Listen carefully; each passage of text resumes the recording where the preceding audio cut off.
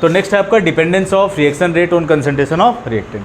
किसी भी रिएक्शन का जो रेट है वो कंसंट्रेशन ऑफ रिएक्टेंट पे कैसे डिपेंड करता है उसको हम लोग देख रहे हैं। ठीक है, देखो इसके लिए एक हम लोग लॉ पढ़ते हैं जिसको हम लोग बोलते हैं लॉ ऑफ मास एक्शन। क्या देखते हैं? Law of mass action, law of mass action. ठीक है, तो लॉ ऑफ मास एक्शन क्या होता है थोड़ा सा पहले हम लोग मैथमेटिकली समझ लें, क्या की डेफिनेशन पहले लिखोगे? यस वर्धन, पहले डेफिनेशन लिख लें, तो डेफिनेशन लिख लो तुम लोग इसमें।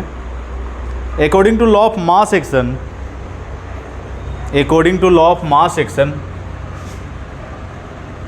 According to law of mass action, according to law of mass action, rate of reaction, rate of reaction, rate of reaction, rate of reaction is directly proportional to, rate of reaction is directly proportional to, directly proportional to, directly proportional to concentration of reactant, concentration of reactant,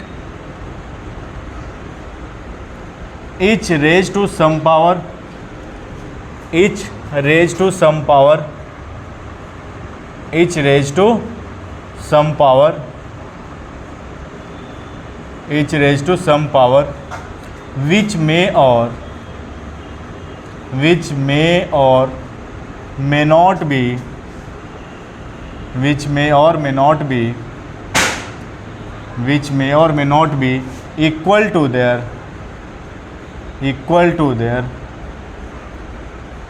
stoichiometric coefficient, stoichiometric coefficient,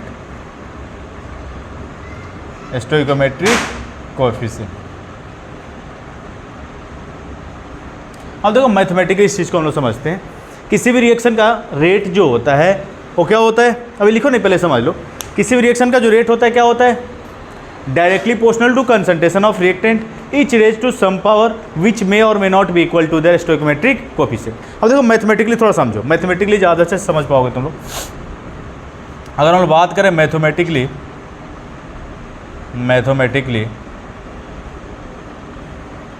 ठीक है, तो देखो कोई ए और B आपका reactant है जो P product form कर रहे हैं। ठीक है, तो एक बार यशवर्धन पूछा कि सर मैंने एक क्वेश्चन दे दिया जिसमें रिएक्टेंट N2 और H2 था, तो बोल रहा है कि सर यहाँ पे तो आपने ए बी बताया था, वहाँ पे N2H2 है। अरे ये ए और बी कुछ भी हो सकता है रिएक्टेंट। ठीक है, ये हमने जनरलाइज फॉर्म ले लिया कि कोई ए और बी रिएक्टेंट है जो पी प्रोडक्ट फॉर्म कर रहा है, कुछ भी लिखना नहीं है। क्या कर रहा है? पी प्रोडक्ट फॉर्म कर रहा है। अब देखो according to law of mass action, according to law of mass action किसी भी रिएक्शन का जो रेट होता है, यानी यही रिएक्शन हम ले ले तो इसका जो रेट होगा डायरेक्टली प्रोपोर्शनल होगा कंसंट्रेशन ऑफ रिएक्टेंट के। डायरेक्ट यहाँ पे रिएक्टेंट कौन है इस रिएक्शन में? A and B. A and B क्या है? रिएक्टेंट है। अब देखो इसके स्टोइकोमेट्रिक जो कोफिशिएंट है small A and small B. अब देखो इस रिएक्टेंट का कुछ पावर होगा, ये कंसंट्रेशन ऑफ रिएक्टेंट का क्या होगा? कुछ पावर होगा जो इसके कोफिशिएंट के इक्वल हो भी सकता है और नहीं भी हो सकता। यानी कि ये x जो है a के इक्वल हो भी सकता है और नहीं भी हो सकता है। क्लियर है? फिर से समझ लो। अकॉर्डिंग टू लॉ ऑफ, लिखो नहीं पहले समझ लो। According to law of mass action क्या होता है? कोई a और b रिएक्टेंट था जो p प्रोडक्ट फॉर्म कर रहा था, जिसकी रिएक्टेंट की कोफिशिएंट क्या थी? Small and small b। अब देखो according to law of mass action किसी भी रिएक्शन का रेट क्या होता है? Directly proportional to concentration of reactant. अगर यहाँ पे रिएक्टेंट की जगह घोड़ा होगा तो यहाँ पे भी घोड़ा आएगा, हाथी होगा तो यहाँ पे भी क्या आएगा? हाथी आएगा। यानी रिएक्टेंट जो होगा वहीं यहाँ पे उसका कंसंट्रेशन लेना है। तो यहाँ पे रिएक्टेंट क्या है? ए बी है, तो concentration of A and B. और इसका कुछ पावर हो जाएगा जो इसके कोफिशिएंट के इक्वल हो भी सकता है और नहीं भी हो सकता है। वही जो आपने लिखा है each raised to some power which may or may not be equal to the stoichiometric coefficient. Clear है? अब यहाँ से प्रोपोर्शनलिटी हटाओगे, क्या करोगे? जब भी प्रोपोर्शनलिटी साइन हटाते हो क्या करते हो विराज? कांस्टेंट लगाते हैं। तो यहाँ पे जो हम लोग कांस्टेंट लगाते हैं जिसको हम लोग बोलते हैं स्पेसिफिक रेट कांस्टेंट, यानी रेट इज इक्वल टू क्या हो जाएगा? k इंटू ए के पावर x एंड b के पावर y। तो इस एक्सप्रेशन को जो according to law of mass action जो रेट का एक्सप्रेशन मिला है, इस एक्सप्रेशन को हम लोग नाम क्या देते हैं? तो इसको हम लोग बोलते हैं रेट लॉ या रेट एक्सप्रेशन। इस एक्सप्रेशन को क्या बोलते हैं? रेट लॉ या रेट एक्सप्रेशन। रेट लॉ या रेट एक्सप्रेशन। कोई डाउट है इसमें? अब देखो यहाँ पे k क्या है, समझ लो, पहले लिखो, नहीं बार बार बोल रहा हूँ। यहाँ पे k क्या है? This is the specific rate constant. k क्या है? Specific rate constant. इसको हम लोग क्या बोलते हैं? Specific rate constant. क्लियर है? अब देखो, अगर हम लोग डेफिनेशन ऑफ k की बात करें, किसकी बात करें? बार बार मना कर रहा हूँ भाई, रुक जाओ। डेफिनेशन ऑफ k, किसकी हम लोग बात कर रहे हैं? Definition of k। k क्या है? वंशी का यहाँ पे स्पेसिफिक रेट कांस्टेंट। तो डेफिनेशन ऑफ k की अगर हम लोग बात करें यहाँ से, तो from equation first, Viraj, from equation first से अगर हम लोग बात करें, from equation first, from equation first से देखो, फ्रॉम इक्वेशन फर्स्ट से अगर हम लोग लिखना चाहें, अगर हम लोग if concentration of A is equal to concentration of B is equal to, अगर हम लोग 1 मोलर ले लें, यानी कंसंट्रेशन A और B का जो कंसंट्रेशन है हम लोग कितना ले लें? 1 मोलर। तो बताओ, अगर कंसंट्रेशन A और B का मोलारिटी हम लोग क्या ले लें? 1 ले लें या कंसंट्रेशन 1 ले लें, तो रेट किसके इक्वल हो जाएगा? K के इक्वल। यानी कि स्पेसिफिक रेट कांस्टेंट कुछ नया चीज़ नहीं है, ये भी रेट ऑफ रिएक्शन ही है, लेकिन कब? जब कंसंट्रेशन रिएक्टेंट की क्या हो जाए? यूनिटी हो जाए, 1 हो जाए, तो उस टाइम पे रेट किसके इक्वल हो जाता है? Specific rate constant. क्लियर है? तो यहाँ से अगर हम लिखना चाहें, तो फ्रॉम इक्वेशन फर्स्ट से रेट इज इक्वल टू क्या हो जाएगा? रेट इज इक्वल टू क्या हो जाएगा? के। यानी कि इसका डेफिनेशन अगर हम लिखना चाहें तो यहाँ से लिख सकते हैं, it is equal to rate of reaction, it is equal to rate of reaction, rate of reaction when concentration of reactant, when concentration of reactant, when concentration of reactant is taken as, when concentration of reactant is taken as unity, taken as unity मतलब 1। अगर reactant का concentration 1 ले ले हम लोग, तो उस time पे जो रेट होगा रिएक्शन का वो किसके इक्वल होगा? Specific rate constant. कोई डाउट है आर्यन? ठीक है, इस पर पार्ट है आपका, ये केमिकल काइनेटिक्स का जो पार्ट है, ये इंपॉर्टेंट पार्ट है लॉ ऑफ मास एक्शन। ठीक है, तो देखो यहाँ पे हो गया ना। चलो देखो अब अगर हम लोग बात करें यूनिट ऑफ के की, इसी में नेक्स्ट, इसी में हेडिंग डालोगे लॉ ऑफ मास एक्शन के अंदर ही, यूनिट ऑफ के की अगर हम बात कर रहे हैं। और मैं बार बार आपको बताया था स्टार्टिंग से ही कि केमिकल काइनेटिक्स के अंदर यूनिट का बहुत इंपॉर्टेंट रोल है। यूनिट से डायरेक्टली क्वेश्चन आते हैं, तुम लोग देखोगे यूनिट ऑफ के से डायरेक्टली क्वेश्चन आए हुए हैं कई बार। ठीक है, तो नेक्स्ट टाइम डालो इसी में यूनिट ऑफ के, यूनिट ऑफ के, यूनिट ऑफ के क्या है यशवर्धन? स्पेसिफिक रेट कांस्टेंट, बार बार बता रहा हूँ, स्पेसिफिक रेट कांस्टेंट। अब देखो यहाँ पे अगर हम लोग बात करें, तो according to law of mass action rate का एक्सप्रेशन हम लोग को क्या मिला था? Rate is equal to k into A के पावर एक्स एंड बी के पावर वाई। यह एक्सप्रेशन मिला था, हमने इक्वेशन फर्स्ट लिया था इसे, ये एक्सप्रेशन मिला था। तुम लोग फिजिक्स में यूनिट पढ़ के आते हो, फंडामेंटल यूनिट, डेराइव्ड यूनिट पढ़ते हो ना, तो यहाँ भी वही करना है। के इज इक्वल टू लिखना चाहे विराज, तो क्या लिख सकते हैं? रेट अपन कंसंट्रेशन ऑफ ए के power X and concentration of B के पावर वाई लिख सकते हैं क्या? अब यहाँ पे समझो, जो रेट लॉ या रेट एक्सप्रेशन है, डायरेक्ट यहाँ पे बोर्ड पे कंसंट्रेट करें, जो रेट लॉ या रेट एक्सप्रेशन है, इसके कंसंट्रेशन टर्म के पावर का जो सम होता है, रेट लॉ या रेट एक्सप्रेशन के कंसंट्रेशन टर्म के पावर का सम। तो कंसंट्रेशन टर्म के पावर का सम क्या है? एक्स प्लस वाई, पावर का सम यही है ना, x प्लस वाई। और x प्लस वाई को हम लोग क्या लिखते हैं? n, और n आपका यही क्या होता है? Order of reaction. क्या बताता है? Order of reaction. तो ऑर्डर ऑफ रिएक्शन क्या होता है? रेट लॉ एक्सप्रेशन के कंसंट्रेशन टर्म के पावर का जो सम होता है, उसी को हम लोग क्या लिखते हैं? Order of reaction. ठीक है, इसके बाद हम लोग ऑर्डर ऑफ रिएक्शन के बारे में भी डिटेल में पढ़ेंगे। तो अभी समझ में आ गया ना कि ये रेट लॉ एक्सप्रेशन है और इसके कंसंट्रेशन टर्म के पावर का जो सम होगा वही क्या होगा, ऑर्डर ऑफ रिएक्शन। आपसे पूछिए कि इस रिएक्शन का ओवरऑल ऑर्डर क्या होगा, तो x प्लस वाई। वो x प्लस वाई कैसे कैलकुलेट करना है मैं बताऊंगा क्वेश्चन में, ठीक है। Order with respect to a क्या होगा x, order with respect to b क्या होगा y। क्लियर है ना। अब देखो यहाँ पे यूनिट हम लोग देख रहे हैं यहाँ पे किसकी, स्पेसिफिक रेट कांस्टेंट की। अगर हम लोग यहाँ से लिखना चाहें और तो रेट अपन, देखो ये भी कंसंट्रेशन है, चाहे कंसंट्रेशन A का हो चाहे कंसंट्रेशन B का हो, है तो दोनों ही कंसंट्रेशन, तो यूनिट दोनों की क्या होगी, सेम होगी। यानी कि इसको हम लोग कंसंट्रेशन टर्म के पावर x प्लस वाई लिख सकते हैं क्या, कोई प्रॉब्लम है। चाहे वो कंसंट्रेशन A का हो चाहे B का हो, देखो हाइट तुम्हारा हो या हाथी का हाइट हो या घोड़ा का हाइट हो, लेकिन यूनिट तो सेम ही होगी ना, मीटर ही होगा ना या सेंटीमीटर होगा, यूनिट तो सेम ही होगा। तो ये भी कंसंट्रेशन ये भी कंसंट्रेशन, यूनिट क्या रहेगी, सेम। तो पूरा कंसंट्रेशन टर्म के पावर x प्लस वाई लिख सकते हैं क्या, और x प्लस वाई को हम लोग और क्या लिख सकते हैं, Rn लिख सकते हैं। यानी कि k का जो एक्सप्रेशन मिल गया, रेट अपन कंसंट्रेशन टर्म के power n is equal to, ये क्या है, k के इक्वल है। और स्टार्टिंग में ही मैंने डेरिट, तुम बताओगे किसी भी रिएक्शन की रेट की यूनिट क्या होती है।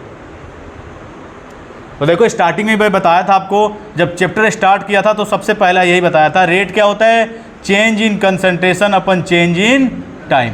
नहीं बताया था। कंसंट्रेशन क्या होता है, मोल पर लीटर, और टाइम क्या होता है, second inverse, minute inverse, time कुछ भी हो सकता है, आवर इनवर्स। तो ऐसा यूनिट क्या है, सेकेंड है, तो हम लोग सेकेंड ले लेते हैं। यानी इसका यूनिट अगर हम लिखना चाहें तो क्या लिख सकते हैं, मोल पर लीटर। ये तो कंसंट्रेशन की यूनिट हो गई, और सेकंड जब ऊपर जाएगा तो क्या हो जाएगा, सेकंड इनवर्स। तो मोल पर लीटर पर सेकंड लिख सकते हैं कि नहीं। तो यहाँ से देखो इसको हम लोग क्या लिख सकते हैं, मोल पर लीटर पर सेकंड। और कंसंट्रेशन की यूनिट क्या होती है, Rn, मोल पर लीटर। और मोल पर लीटर के पावर क्या हो जाएगा, मोल पर लीटर के पावर n हो जाएगा। तो अब अगर हम लोग यहाँ से लिखना चाहें k इज इक्वल टू, तो क्या हो जाएगा, मोल पर लीटर ऊपर भी है और मोल पर लीटर नीचे भी है, और ऊपर का पावर क्या हो जाएगा 1, और ये जब नीचे से ऊपर लेके जाएंगे तो पावर क्या हो जाएगा -n। जब बेस सेम होता है तो पावर क्या करते हैं, मैंने बार बार बोला कि लिखना नहीं है, अगर बेस सेम है तो पावर क्या करते हैं, देखो मोल पर लीटर के पावर 1 और मोल पर लीटर के पावर n, जब इसको ऊपर लेके जाएंगे तो क्या हो जाएगा, मोल पर लीटर के पावर 1 - n हो जाएगा कि नहीं। और यहाँ पे क्या हो जाएगा, टाइम इनवर्स या सेकेंड इनवर्स, जो आपको रखना है रख सकते हैं। तो सेकेंड इनवर्स हमने ऊपर लिया तो यहाँ पे भी सेकेंड इनवर्स। तो this is the generalised unit of k। अगर अलग अलग ऑर्डर हम लोग रखेंगे तो k की यूनिट भी क्या होगी, डिफरेंट यूनिट मिलेगी आपको। जीरो ऑर्डर के लिए अलग यूनिट होगी, फर्स्ट ऑर्डर के लिए अलग होगी, सेकंड ऑर्डर के लिए अलग होगी। तो अलग अलग ऑर्डर के लिए यहाँ से हम लोग क्या निकाल सकते हैं, स्पेसिफिक रेट कांस्टेंट की यूनिट निकाल सकते हैं। और ये इंपॉर्टेंट है, यहाँ से तुम लोग जाके देखोगे प्रीवियस ईयर में CBSE में कई बार क्वेश्चन आए हुए। तो एक तो मैं करके तुम लोग को बता देता हूँ। देखो अगर मैं यहाँ से बात करूँ, ये तो इसे साफ कर दूँ ना, ये समझ में आ गया ना। देखो एक दो ऑर्डर के लिए मैं बता देता हूँ, बाकी तो तुम लोग खुद ही इतने स्मार्ट हो, कर सकते हो तुम लोग खुद से। तो यहाँ से अगर हम लिखना चाहें, देखो यहाँ से हम लिखना चाहें तो अगर हम बात करें स्पेसिफिक रेट कांस्टेंट की, तो जनरल जो आपका यूनिट है वो क्या मिला है, मोल पर लीटर के पावर 1 - n सेकेंड इनवर्स, यही मिला है। अब हम लोग बात कर रहे हैं केस फर्स्ट। केस फर्स्ट हम लोग देख रहे हैं फॉर जीरो ऑर्डर, तो n क्या हो जाएगा, 0। तो जीरो ऑर्डर के लिए n क्या रखोगे, यहाँ पे 0 रखोगे। बताओ विराज k की यूनिट क्या मिलेगी आपको, मोल पर लीटर पर सेकेंड। कोई डाउट है। केस सेकेंड अगर हम लोग बात करें, केस सेकेंड किसके लिए, फॉर फर्स्ट ऑर्डर, यानी n इज इक्वल टू क्या हो जाएगा 1। अब n इज इक्वल टू अगर 1 रखे तो 1 - 1 क्या हो जाएगा 0, और समथिंग के पावर 0 क्या होता है 1, यानी k की यूनिट क्या मिल जाएगी आपको, सेकेंड इनवर्स। है कोई डाउट। केस थर्ड अगर हम लोग देखें यहाँ से, फॉर सेकेंड ऑर्डर, तो n इज इक्वल टू क्या हो जाएगा 2। तो अगर यहाँ पे हम लोग 2 रखें तो पावर क्या हो जाएगा -1, यानी k की जो यूनिट मिल जाएगी आपको लीटर पर मोल पर सेकेंड, लीटर पर मोल पर सेकेंड। कोई डाउट है। तो इस तरह से डिफरेंट ऑर्डर के लिए डिफरेंट हम लोग k की यूनिट निकाल सकते हैं। यहाँ से आसान है, n की वैल्यू सब्सटीट्यूट करनी है और यहाँ से आप यूनिट ऑफ k बता सकते हैं। क्लियर है। इस पर देखो यहाँ पे डेट अब सारे कंसंट्रेट करोगे बोर्ड पे। कोई रिएक्शन आपको दे रखा है, इंटेक्स का 3.3 क्वेश्चन है। कोई रिएक्शन दे रखा है, ए और बी रिएक्टेंट है जो पी प्रोडक्ट फॉर्म कर रहा है, ठीक है। और इस रिएक्शन का रेट लॉ आपको दे रखा है, क्या rate is equal to k into A के पावर 1/2 बी का स्क्वायर। बोला है कि what is the order of the reaction, reaction का ऑर्डर क्या होगा, आर्यन बताओगे। Very good. तो रेट का एक्सप्रेशन क्या है, के ए के पावर 1/2 एंड बी के स्क्वायर, यही है ना। डेरिट ऑर्डर क्या होता है, तो कंसंट्रेशन टर्म के पावर का sum, this is the concentration term, और इसका पावर का सम यानी 1/2 + 2 कितना आ जाएगा 5/2, 5/, क्लियर है। तो इस तरह से हम ऑर्डर बता सकते हैं। अच्छा, आपसे अगर पूछे कि order with respect to A, order with respect to A, बताओ क्या हो जाएगा 1/2। कोई डाउट है। Order with respect to B, order with respect to B क्या हो जाएगा 2, बता सकते हैं इस तरह से क्वेश्चन, ठीक है। हो गया सब लोग, नोट कर लो जल्दी से फास्ट। देखो कोई आपका रिएक्शन है जिसमें x से क्या मिल रहा है आपको, y मिल रहा है, यानी x रिएक्टेंट है, y प्रोडक्ट फॉर्म कर रहा है, और कौन सा ऑर्डर है रिएक्शन का, सेकेंड ऑर्डर। तो बोल रहा है कि कंसंट्रेशन वो 3 टाइम्स बढ़ा रहे हैं, तो y के फॉर्मेशन पे क्या इफेक्ट आएगा, ठीक है। अगर हम लोग यहाँ से रेट लिखना चाहें, रेट का एक्सप्रेशन, तो रेट का एक्सप्रेशन क्या हो जाएगा वैभव, rate is equal to k into concentration of x का पावर 2, यही तो होता है ना। नहीं समझ में आया डेरिट, देखो यहाँ पर लिख दे रहा हूँ। x आपका कोई रिएक्शन है जिसमें x क्या दे रहा है, y दे रहा है, और किसी भी रिएक्शन का रेट क्या होता है, k, rate is equal to k into concentration, और इसका कुछ पावर होता है जो कोफिशिएंट के इक्वल हो भी सकता है। तो इसमें दे रखा है ना आपको सेकंड ऑर्डर, तो सेकंड ऑर्डर दे रखा है तो पावर क्या हो जाएगा 2 हो जाएगा, ठीक है। अब बोल रहा है कि अगर कंसंट्रेशन वो 3 गुना बढ़ाएं, कंसंट्रेशन क्या बढ़ाएं 3 गुना, तो अगर कंसंट्रेशन अगर 3 गुना बढ़ाएंगे तो रेट कितना टाइम बढ़ेगा, और जिस रेट से आपका रेट बढ़ेगा उसी रेट से क्या बनेगा आपका y बनेगा, यानी कि rate of formation of y की अगर बात करें तो कितना टाइम हो जाएगा 9 टाइम्स। आया कि नहीं आया, 3 का स्क्वायर यहाँ पे करोगे 3 टाइम, तो 3 का स्क्वायर क्या हो जाएगा 9, तो 9 टाइम्स अगर ये बढ़ रहा है तो रेट भी क्या बढ़ेगा 9 टाइम्स, और रेट ऑफ फॉर्मेशन भी कितना बढ़ेगा 9 टाइम्स। आसान है, ठीक है। तो इस तरह से हम लोग बता सकते हैं कि रेट या y का फॉर्मेशन किस रेट से बढ़ेगा। हाँ y प्रोडक्ट है, तो जिस रिएक्शन का रेट जिस रेट से बढ़ेगा उसी रेट से y तो बनेगा ना, रिएक्शन जिस रेट से बढ़ेगा उसी रेट से तो y भी बनेगा। और रिएक्शन किस रेट से बढ़ रहा है 9 टाइम्स बढ़ रहा है, 9 टाइम्स बढ़ता है, रेट ऑफ फॉर्मेशन भी कितना बढ़ेगा 9 टाइम्स। है कोई डाउट डेरिट, ठीक है। अगर आपसे ये भी पूछता है कि रिएक्शन का रेट किस टाइम से बढ़ेगा, तो रेट कितने टाइम से बढ़ेगा 9 टाइम्स, और अगर ये फर्स्ट ऑर्डर होता तो कितना टाइम्स बढ़ता 2 टाइम्स, क्लियर है ना। सेकंड ऑर्डर होता तो 4 टाइम्स, ठीक है। इस तरह से एक और हम देखो, ये क्वेश्चन आपको दे रखा है, इस क्वेश्चन में आप देख रहे हैं कि जो रिएक्शन आपको दे रखा है क्या दे रखा है 2a + b gives c + d, और लास्ट में आपसे क्वेश्चन में पूछा क्या है 1c का, rate law and rate constant, rate law and rate constant आपसे पूछा है इस रिएक्शन का। तो रेट लॉ क्या होता है, अगर मैं डेरिट से पूछूं रेट लॉ इसका अगर लिखना चाहें हम लोग तो क्या होगा रेट लॉ डेरिट। एक बार लास्ट क्वेश्चन में क्या लिखा हुआ है, determine the rate law and rate constant. देखो इस टाइप के क्वेश्चन को हम लोग कैसे करेंगे, कैसे अप्रोच लेंगे। Determine the rate law and rate constant, rate constant. डेरिट तुम बताओगे इस रिएक्शन का मैं अगर रेट लॉ एक्सप्रेशन लिखना चाहूँ तो क्या लिखूंगा बताओ। तो देखो सिंपल है, यही आपका रिएक्शन है ना, किसी भी रिएक्शन का रेट क्या होता है, देखो बहुत ही आसान, किसी भी रिएक्शन का अगर रेट आपको लिखना है तो रेट इज इक्वल टू क्या होता है के इंटू कंसंट्रेशन टर्म का पावर x, और b के पावर क्या हो जाएगा y। अब ये कोफिशिएंट के इक्वल हो भी सकता है और नहीं भी हो सकता है, यही तो बताया था मैंने कि ये जो a और b का जो कोफिशिएंट है वो x के इक्वल हो भी सकता है और नहीं भी हो सकता है। तो यही तो xy निकालना है। अगर हम लोग xy निकाल लें तो क्या रेट लॉ एक्सप्रेशन मिल जाएगा, यही तो xy निकालना है। अगर आपको xy मिल जाएगा तो किसी एक इक्वेशन को ले लेंगे। कंसंट्रेशन आपको पता ही है ए बी का, एक्स वाई पता ही चल जाएगा, और यहाँ से रेट पता ही है आपको, यहाँ से के निकल जाएगा। यानी फर्स्ट आपको क्या निकालना है, एक्स और वाई की वैल्यू, तभी तो रेट लो एक्सप्रेशन निकाल पाएंगे। अब देखो यहाँ से अगर हम लोग लिखना चाहें एक्सपेरिमेंट फर्स्ट से, किससे लिखना चाहें, फर्स्ट, बताओ रेट क्या है एक्सपेरिमेंट फर्स्ट में, 6.0 इंटू 10⁻⁻3, और के तो के ही रहेगा। बताओ ए का कंसंट्रेशन कितना है, 0.1 के पावर एक्स, और बी का कंसंट्रेशन 0.1 के पावर वाई। इसे हम लोग ले लेते हैं इक्वेशन फर्स्ट।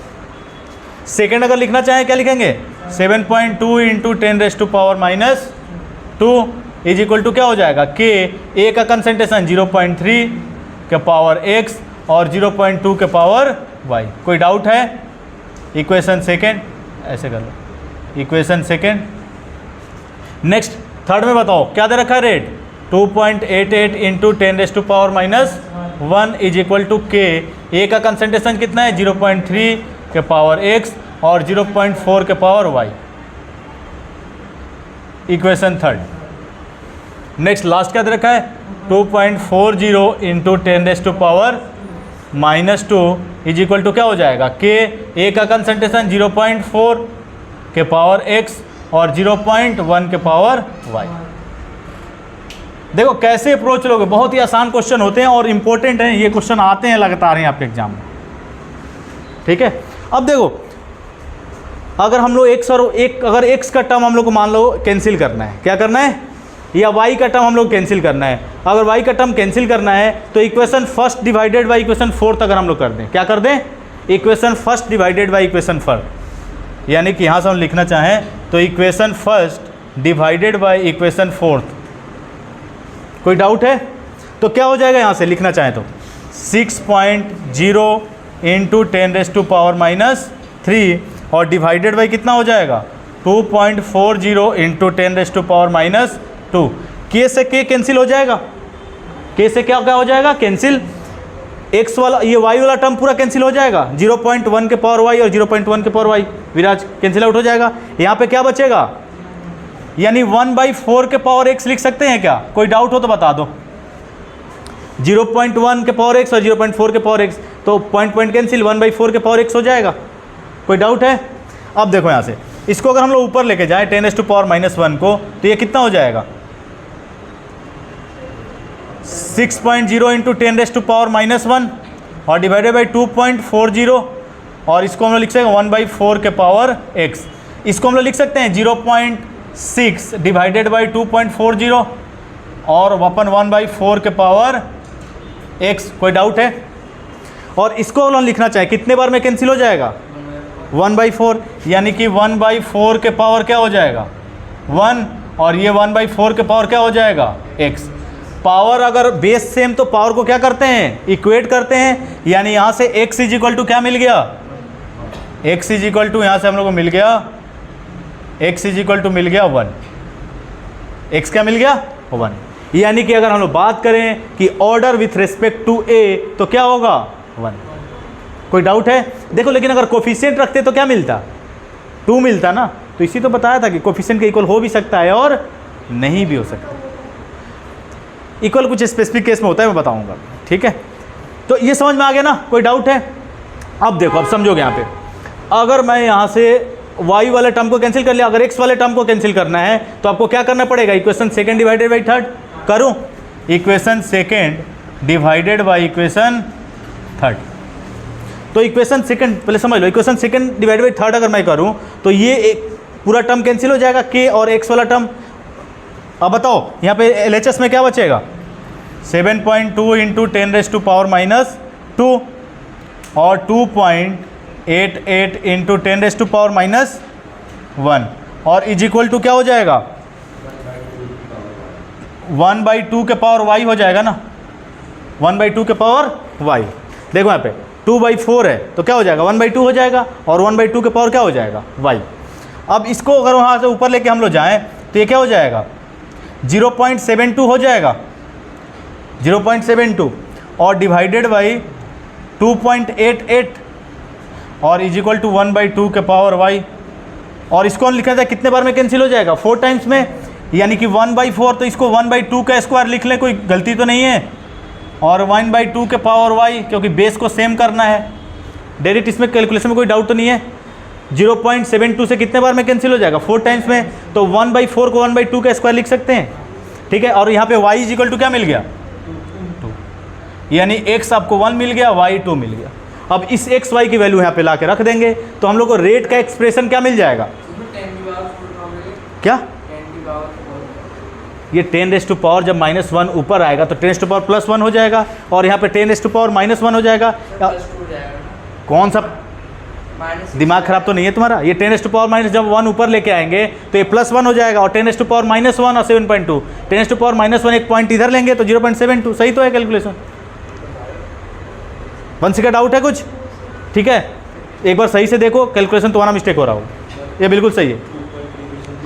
यहाँ से XY मिल गया, ठीक है। अब देखो यहाँ पे देखो, अब इक्वेशन फर्स्ट, ये देखो इक्वेशन, बातें नहीं करो, यहाँ पे देखो, इसे हम लोग ले लें, मान लो इक्वेशन कुछ ले लें, क्या, मान लो इक्वेशन कुछ Z हमने ले लिया। अब Z में x और y की वैल्यू रखेंगे, क्या रखेंगे, Z में x और y की वैल्यू अगर रखेंगे तो रेट का एक्सप्रेशन देखो यहाँ से क्या मिल जाएगा, rate is equal to k into a के पावर 1 एंड b के power 2, and this is the rate law expression. यही आपको क्या मिल गया, तो पहला क्वेश्चन का तो आंसर आपको मिल गया, rate is equal to k into a के पावर 1 और b के पावर 2।